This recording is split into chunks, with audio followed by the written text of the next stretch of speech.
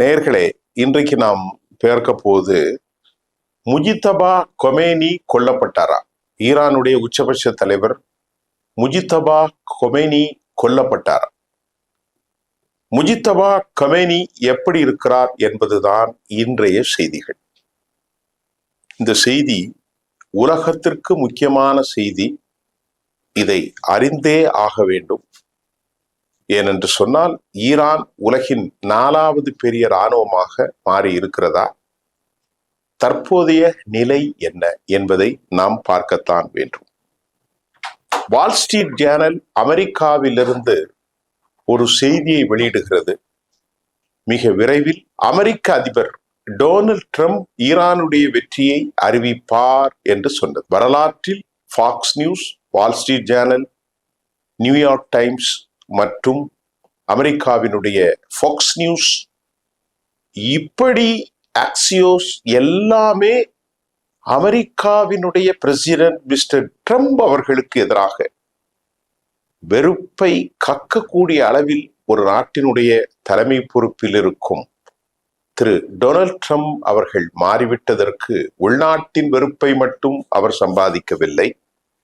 NATO நாடுகள், France, Italy, Europe நாடுகள், England, Germany, எல்லா நாடுகள், கனடா, டென்மார்க், போர்ச்சுகல், எல்லா நாடுகளும், போலந்து வரைக்கும் அவர் வெறுப்பை சம்பாதித்தார். சீனாவின் வெறுப்பை, இந்தியாவின் வெறுப்பை, மத்திய கிழக்கு நாடுகளின் வெறுப்பையும் சம்பாதித்த வரலாற்றின் ஒரு பிதாமகனாக அவர் மாறி போனார். காரணம், கிணற்றுக்குள் கிடக்கும் நுணல் தன் வாயால் கொக்கரித்து எதிரிகளை அழைக்கும். பாம்பை கூட அழைக்கும். நான் இங்குதான் இருக்கிறேன் என்று அது எங்கிருந்தாலும் அழைத்து விடும்.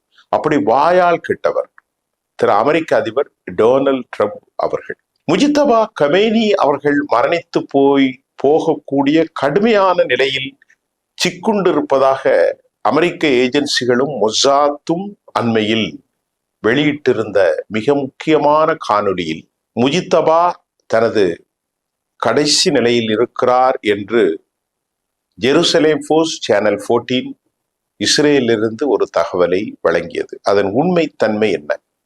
அவர் முகம் சிதைக்கப்பட்ட நிலையில் இருப்பதாகவும் கூட அந்த செய்திகள் வழங்கியது. உலகம் முழுவதும் முஜித்தபாவின் நிலை குறித்த கேள்விக்கு அடுத்த ஈரானின் தலைவர் யார் என்பதை போன்று ஒரு மாய பிம்பத்தை கட்டமைப்பதற்கு மொசாத் மற்றும் CIA உளவு அமைப்புகள் முடிவு செய்த நிலையில் ஈரானிலிருந்து வெளியாகும் மெஹர் நியூஸ் ஒரு செய்தியை வெளியிட்டது. அந்த செய்தியிலே மெஹர் நியூஸ் 12 செகண்ட் ஓடக்கூடிய தெளிவான ஒரு படத்தை வெளியிட்டது. அவற்றில் ஈரானின் உச்சபட்ச தலைவர் முஜித்தபா கொமேனி அவர்கள் இஸ்லாமிக் கிளார்க்ஸலோடு உட்கார்ந்து மதுஹப் என்று சொல்லக்கூடிய இஸ்லாமிக் இன்ஸ்டிடியூஷனல் பாடங்களை கற்றுவித்துக் கொண்டிருப்பதையும் அது சம்பந்தமான பேச்சுக்கள் நடப்பதையும் வெறும் காணொளியாக மட்டுமே படம் பிடித்தார்கள் என்றும் சிலருக்கு கேள்வி வரும். அப்படி என்றால் ஏன் அவர் பேச்சு வரவில்லை என்றால், அக்டோஸ் முறையில் அவருடைய பேச்சுக்கள், டெசிபல் முறையில் அது கண்காணிக்கப்பட்டு அவர் இடத்தையும் பின்னால் வரக்கூடிய ஒலிகளையும் அவர் உடல் நலத்தையும் அமெரிக்கர்களும் யூதர்களும் கண்டுபிடித்து விடுவார்கள் என்ற அச்சத்தால் அந்த படத்தை வெளியிட்டிருந்தார்கள். இதற்கிடையே இன்று காலை நாம் ஏற்கனவே சொல்லியிருந்தோம், இஸ்ரேல் ஜெருசலேம் போஸ்டும் சேனல் 14 அவர் வாழ்க்கையின் கடைசி நிமிடத்தில் கால்கள் ஒடிந்து, கைகள் ஒடிந்து, தலை சிதறி, முகம் சிதந்து மரணப்படுக்கையில் இருப்பதாக வெளியான நிலையில் ஈரானின் மெஹர் நியூஸ் இந்த செய்தியை வெளியிட்டது. அமெரிக்காவுக்கு மட்டுமல்ல, உலகத்திற்கே அது பெரும் நெருக்கடி. அமெரிக்கர்களும் யூதர்களும் என்ன சொன்னார்கள்? இது முன்னால் எடுக்கப்பட்ட படம். இதற்கிடையிலே இன்று காலை வெளியான அல் ஜசீரா அரபு தளத்திலும் ஆங்கில தளத்திலும் ஒரு செய்தியை இவ்வாறு பதிவிட்டிருந்தார்கள். அவற்றில் ஈரானினுடைய பிரசிடென்ட் மசூத் பெசஸ்கியான் அவர்கள், எமது supreme leader Mojtaba Khamenei conveyed a message of unity என்றும், டியூரிங் த ரீசன்ட் 7-hour மீட்டிங்கில் அவர் என்னிடத்தில் இதைத்தான் சொன்னார் என்றும் நாட்டின் உச்சபட்ச அதிகார தலைமையான பிரசிடென்ட் மசூத் பெசஸ்கியான் அறிவிப்பு செய்திருக்கிறார். அது மட்டுமல்ல, Pezeshkian confirmed that Khamenei is a perfect health despite making no public appearance. எதற்காக? since taking power. அதாவது இதுவரை அவர்கள் மக்களுக்கு முன்னால் தோன்றவில்லை, தோன்றாவிட்டாலும் அவர் நல்ல உடல்நலத்தோடு இருக்கிறார் என்பதை பெசஸ்கியான் சொல்லியிருக்கிறார். இப்ப நான் என்ன நம்புகிறேன், ஒரு செய்தியாளனாக மசூத் பெசஸ்கியான் சொல்வது ஈரானுடைய அபிஷியல் செய்தி. அவற்றில் பொய் இருக்கும் என்று நான் நம்பவில்லை. காரணம், ஒரு நாட்டுடைய உச்சபட்ச தலைவர். அடுத்து ஈரானுடைய செய்திகள் குறித்து இன்டர்நேஷனல் செய்திகளிலே மெஹர் வீடியோ 12 செகண்டுகள் மட்டுமே இந்த வீடியோ பரப்பியது. இனி முஜ்தபா கமைனி விரைவில் மக்களை சந்திக்க போவதாகவும் ஈரானிலிருந்து செய்திகள் வந்திருக்கிறது. அமெரிக்க நாடாளுகளில் த மிஸ்ட்ரி மேன், அவரை பற்றி த கோஸ்ட் ஆயத்துல்லாஹ் என்று சொல்லியிருக்கிறார்கள். ஒரு மர்ம மனிதன் மட்டுமல்ல, அவர் ஒரு ஆவி மனிதன், அப்படித்தான் எடுத்துக்கொள்ளணும். அவர் எங்கே இருக்கிறார், 5-6 மாதமா ஆளை காணோம் என்று செய்தி வெளியிட்டிருக்கிற போது சிஐஏ போன்ற விவகாரங்களுக்கு இன்று கடுமையான பதட்டமும் வேலையும் வந்துவிட்டது. அமெரிக்க உளவுத்துறை மீண்டும் இதனை ஆய்வு செய்து கொண்டிருக்கிற போது திரு ஆயத்துல்லா கமேனி அவர்கள்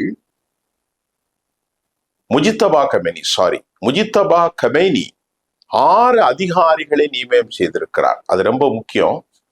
அவர் நியமனம் செய்திருக்கக்கூடிய மிக முதல் தளபதி யார்? ஏராளமான தளபதிகள் போரில் கொல்லப்பட்டு விட்டார்கள். குத்ஸ் படைகளின் தளபதிகள், ஐஆர்ஜிசியின் தளபதிகள், பஷியின் தளபதிகள் எல்லாம் கொல்லப்பட்டிருக்கிறார்கள். ஆனால் தற்போது அவர் நியமித்திருக்கிறதில் முதலாம் அவர் அலி அப்துல்லாஹி. இந்த அலி அப்துல்லாஹி யார் என்று சொன்னால், ஈரானுடைய ஒட்டுமொத்த கூட்டுப்படைகளின் முப்படை தளபதியாக அவர் நியமிக்கப்பட்டிருக்கிறார். Improving the coordination across Iran military command என்பதாக அந்த செய்தி. இரண்டாவது கியோமராஸ் ஹைதரி. இவர் யார் என்று கேட்டால், the former commander of army ground force. அவரையும் ஏற்கனவே இருந்த தளபதியாக கடந்த கால அனுபவத்தின் அடிப்படையில் முஜித்தபா கமேனி நியமனம் செய்திருக்கிறார். மூன்றாவது அகமது வாஹிதி. அவர் யாருன்னா, கமேனியுடைய இன்ஸ்ட்ரக்ஷன் படி strengthen the deterrence power, deterrence and readiness for the power offensive position. இந்த நாட்டினுடைய தடுப்பு யூகங்களை அமைப்பதில் சக கில்லாடி என்றும், அதோடு இல்லை, அவர் மிகுந்த கல்வியாளர். நான் இப்பொழுது சொல்வது யாரை சொல்கிறேன் என்று சொன்னால், அகமது வாஹிதி ஒரு language analyst, reflects a more assertive military posture. அவருக்கான தகுதி அதுவாகும். அடுத்து இசதி யார்? இசதி became the வாஹிதியுடைய டெபியூட்டி, முப்படை தளபதியினுடைய துணை அதிபராக, துணை பதவியில் இருந்த deputy with responsibility for organisational and operational operational redness. அடுத்து அலி அஸ்மாயி, இவர் நேவி படையினுடைய ஐஆர்சியினுடைய குறிப்பு பிரிவிலே இருந்தார். அடுத்து ஹுசைன் தாயிபி, இவரும் ஃபார்மல் ஐஆர்ஜிசியினுடைய பெரிய பதவியில் இருந்தார். டுக் ஓவர் த பசியிலும் அவர் இருந்தார். With orders to strengthen the popular mobilisation party. ஈரானுடைய பிராக்சிகளை எல்லாம் இணைப்பு வளையத்தில் இருந்தவர் தான் இந்த ஹுசைன் தையிபி. இந்த 6 பேரையும் தளபதிகளாக ஸ்ட்ரென்தன் செய்தது அமெரிக்கர்களுக்கு நல்ல செய்தி அல்ல. ரொம்ப முக்கியமான ஒரு செய்தி. அடுத்து ஈரானுடைய எஸ்எஸ்சி படையின் முஹ்சி ரெசாவி என்பவர், எஸ்எஸ்சி படையின் முஹ்சி ரெசாவி சுப்ரீம் நேஷனல் கவுன்சிலுடைய தலைமை பொறுப்பிற்கு நியமனம் செய்திருக்கிறார். முப்படை தளபதி அலி அக்பர் லாயிஃப் ஹாத்தமுல் அன்பியா என்கின்ற போரில் அவர் படையில் இருந்தார். இது போன்ற இந்த 6 பேருமே ஐஆர்ஜிசி, குஸ் படைகள், பஸ்ஸி படைகள். இதன் மூலம் அமெரிக்கர்களுக்கு நெருப்பை அள்ளி கொட்டியிருக்கிறார்கள். 6 கண்டிஷன் தான். முதல்ல ஹெர்மூஸிலிருந்து அமெரிக்கா வெளியேற வேண்டும். அமெரிக்கா முதலாவது கண்டிஷன், அமெரிக்கா இந்த பிராந்தியத்திலிருந்தும் வெளியேற வேண்டும். ஹெர்மூஸிலிருந்து பிளாக்கேடை நீக்கிறது மட்டுமல்ல, இந்த பிராந்தியத்திலிருந்தும் வெளியேற வேண்டும். அமெரிக்கா ஈரானின் மீது விதிக்கப்பட்ட தடைகள் அனைத்தையும் நீக்க வேண்டும். முடக்கப்பட்ட ஈரானுடைய வங்கி பணத்தை திருப்பி தர வேண்டும். 28 லட்சம் கோடி ஜூன் மாதத்தில் போட்ட அக்ரிமெண்ட் படி எங்களுக்கு இழப்பீட்டை தர வேண்டும். அடுத்து சமநிலையான ரெஸ்பெக்ட் ஈச் அதர், மரியாதையாக நடத்த வேண்டும், நடத்தப்பட வேண்டும். அடுத்துதான் முக்கியம், வாய்க்கு வந்தபடி அமெரிக்கர்கள் உளரக்கூடாது. பேச்சில் நிதானமும் நியாயமும் இருக்க வேண்டும். ஆனாலும் நாங்கள் அமெரிக்கர்களோடு ஒருபோதும் பேச போவது இல்லை என்பதை அவர் தெளிவாக அறிவித்திருக்கிறார். நல்லா புரிந்து கொள்ளுங்கள். ஏதோ வாட்ஸ்அப் அப்படித்தான் நாங்கள் SMS மூலம்தான் அனுப்புவோம், அமெரிக்கர்களோடு பேசுவதற்கு எதுவும் நியாயமான காரணம் இல்லை என்று அறியப்படாத மனிதராக இருந்த அயத்துல்லா கமேனியுடைய மகன் முஜித்தபா கமேனி அவர் தலைமையின் கீழ் இணைக்கப்பட்ட 6 தளபதிகளும் மிக பெரிய அளவிலான பங்கை ஈரானுக்கு ஆற்றுவார்களா? அவர்கள் அதாவது கழுகு கண்களை விட்டு அப்பாற்பட்டு தங்கள் உயிர்களை பாதுகாத்துக் கொள்ளும் நடவடிக்கை எப்படி எடுத்திருக்கிறார்கள்? மொசாத் உளவியலிகள் தொடர்ந்து கொல்லப்பட்டு வந்து கொண்டே இருக்கிறார்களா? என்ன நடப்பது? தொடர்ந்து பார்ப்போம். இந்த செய்தி ஈரானியர்களுக்கு வலுவான செய்திதான். நன்றி.